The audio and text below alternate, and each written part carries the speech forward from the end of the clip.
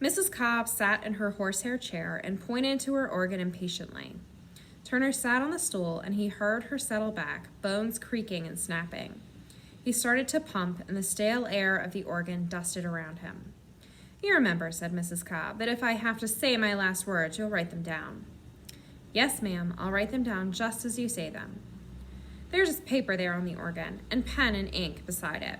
And you won't need to pretty them up any, because they'll be pretty enough."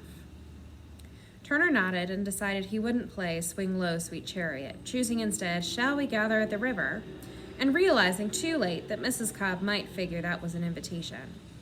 But when he heard her humming to it, he played the second verse, and then the third, and while his fingers took on the chorus, he turned to look at her.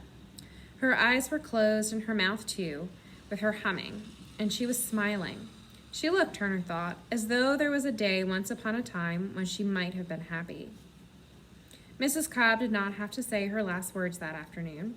Turner played hymn after hymn, repeating a few verses when she hummed to the chorus, taking care to avoid the ones that suggested the pleasures of leaving this weary world. When he heard her tapping her foot, he sped up, and she always kept up the pace. And when he closed with a rousing "As flows the rapid river," and it wasn't easy to be rousing with four sharps, she actually, really, honestly, truly clapped. Turner supposed that if the apocalypse had come, he could hardly have been more surprised. When Turner left Mrs. Cobb, the sun was still high, his shadow was still small, and the mischief of a sea breeze was still hovering by the gate, waiting for him. And Mrs. Cobb was no longer there to stop him. He followed it down Parker Head, along the street as it dwindled toward the shore, down past the pines and through the scrub, all the while the salt in his nose and a hope singing in his ears that Malaga wasn't a lie, that there was some one person in all of Maine who wasn't playing him for a fool. And when he came down the beach, the tide was up, and the gulls were circling, and the new meadows flowed so high and strong that there was almost no beach to stand on. And across the water, Malaga's pines waved their boughs at him.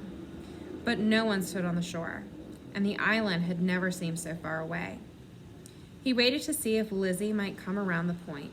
He counted waves and told himself he would leave after 25 had tumbled in. After that, he skipped rocks and told himself he would leave after he skipped one 7 times. He did it with the 11th stone.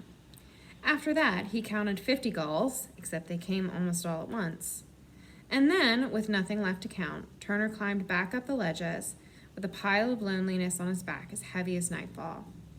The sea breeze had scooted the heat of the day out in front of it, and Turner found himself shivering by the time he came back up to Parker Head. Mrs. Hurd was out on her porch now, and she waved to him. He wondered suddenly if this would be his life from now on, walking down Parker Head to see Mrs. Cobb, walking down to the shore to an empty Malaga island, and walking back up to see Mrs. Hurd.